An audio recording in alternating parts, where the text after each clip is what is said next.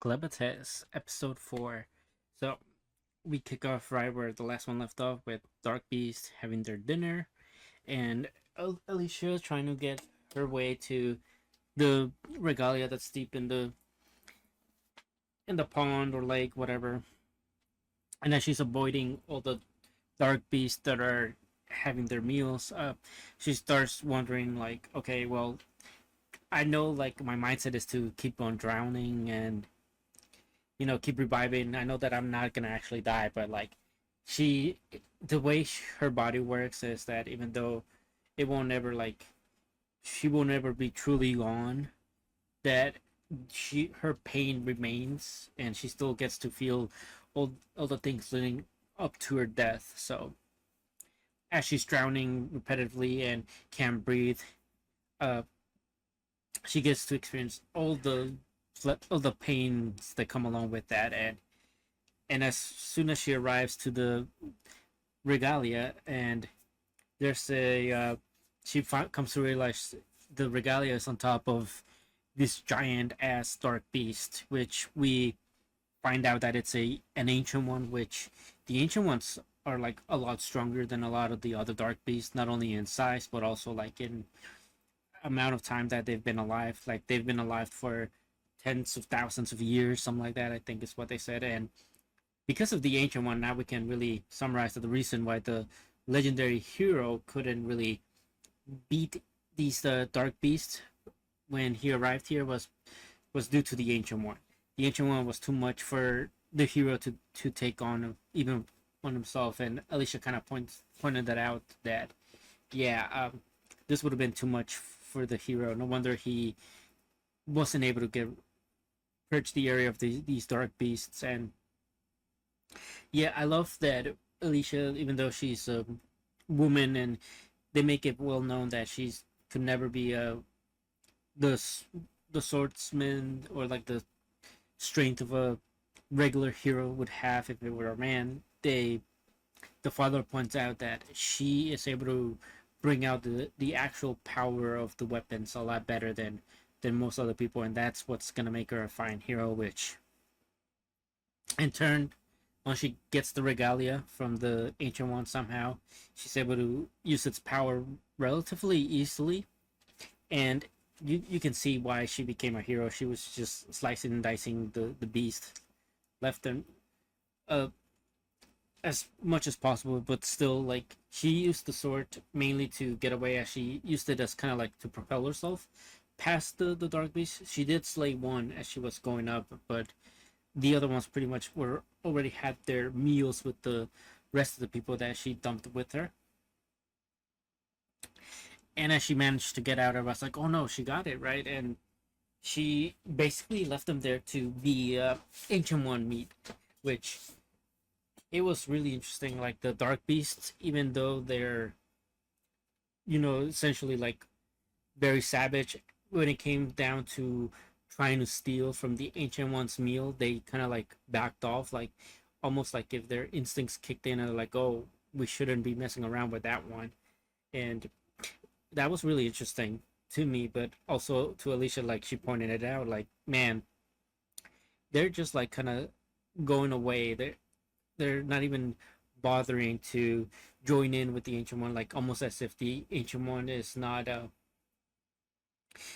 the dark beasts don't even are almost the same as humans to it of sorts. And as Alicia's leaving, the bands are like kind of telling her, like, hey, can you help us out? Like, I know we did some terrible stuff, but like, you're a hero, right? Like, you wouldn't just leave us here to die or anything like that. And she was like, well, I'm not the kind of hero you thought I was.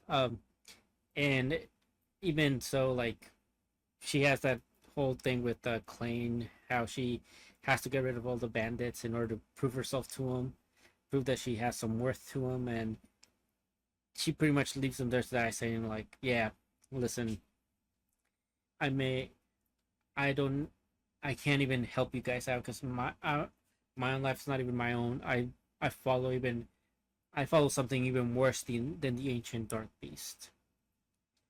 Then Klein kind of does the does communication with Alicia through the Igor that he placed on her, and he pretty much lets her know, like, listen, you've been holding out on me about this magic stuff, right? I'm kind of this was more of a struggle than I anticipated, and I don't like that you held information from me. You need to get here ASAP.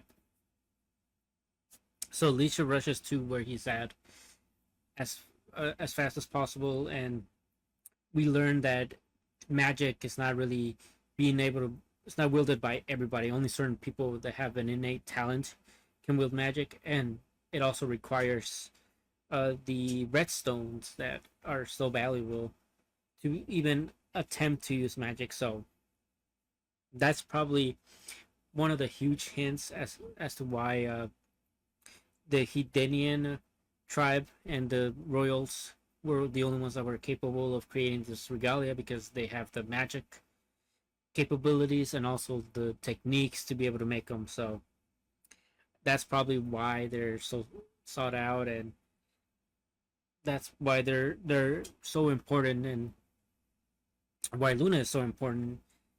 And as we see, uh, Luna gets taken away by Krobos or Broko, forget his name, and as he learns that this Luna has magic, that's why he kind of wants to take her away, because I think he noticed right then and there that, oh, she could be a Hedanian royal, or at least a Hedanian, and they'll fetch a good price if they know how to wield magic. But unlucky for him, Alicia and Klen were like right on his trail, and I love the conversation that Klen and Alicia had, because Alicia wanted to find out what would happen to humanity if Luna was no longer there, or like the main guy kind of got rid of her, and Klen just straight up said, "Listen, I would lose my, I would lose any sense of keeping humanity alive. Like he would lose a lot of interest, because Luna is his main interest. Like he wants to use Luna to kind of rule humanity from the shadows. So to him, if Luna's no longer present, he's just gonna go and destroy humanity," which Alicia kind of pointed out, and she's basically said like, "Yeah, this guy already has his mind set on wiping out humanity, and the only thing really keeping him from doing that is Luna." So in her mind, the one way for humanity to have a chance of to keep surviving and to keep thriving is for her to keep Luna safe, and so that Luna can keep Klen in a way away from trying to destroy the rest of the world. So it's a really interesting predicament. Like, yes, we have a monster that just wants, whose only interest is to really rule humanity, but also they have has an interest in actually learning about humanity, but he'll only want to learn it through watching this baby grow up to become a proper ruler that he nurtures himself.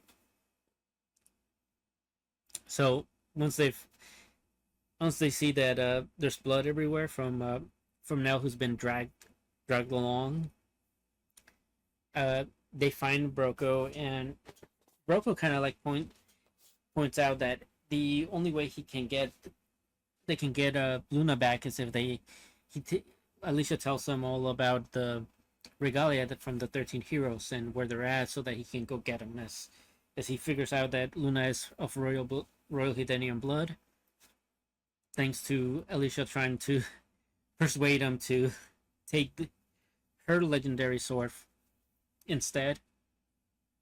And basically he tries to make an escape, Broko that is, by using an invisibility spell after finding out the information that he wanted, and he didn't realize that Luna was crying the entire time, or he kind of didn't care to notice it, or whatever the case was. Luna was crying, so like Alicia knew exactly where they were, and she just sliced them in half. And we have everybody finally together, and Alicia was kind of like, well, Nell really helped us out with her with buying time to save Luna, and she is like the wet nurse that we've been looking for. We should probably bring her back alive.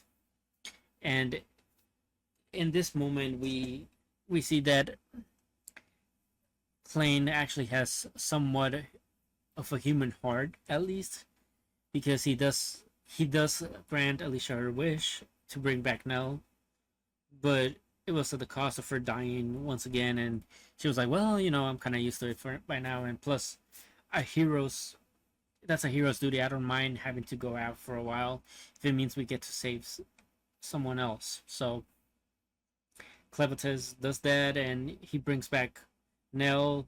She is now Neluro, which is her reborn name, and we finally get the wet nurse that they've been looking for. And it's so interesting now that she was asked once again if she wanted to go with them, kind of a courtesy, or like, it's time to undo your wrongs from the previous time, and she totally agrees. So this anime has been fantastic. I think one of the clearly underrated animes, and definitely one that should be watched. I highly recommend it. Rating episode 4, 9 out of 10.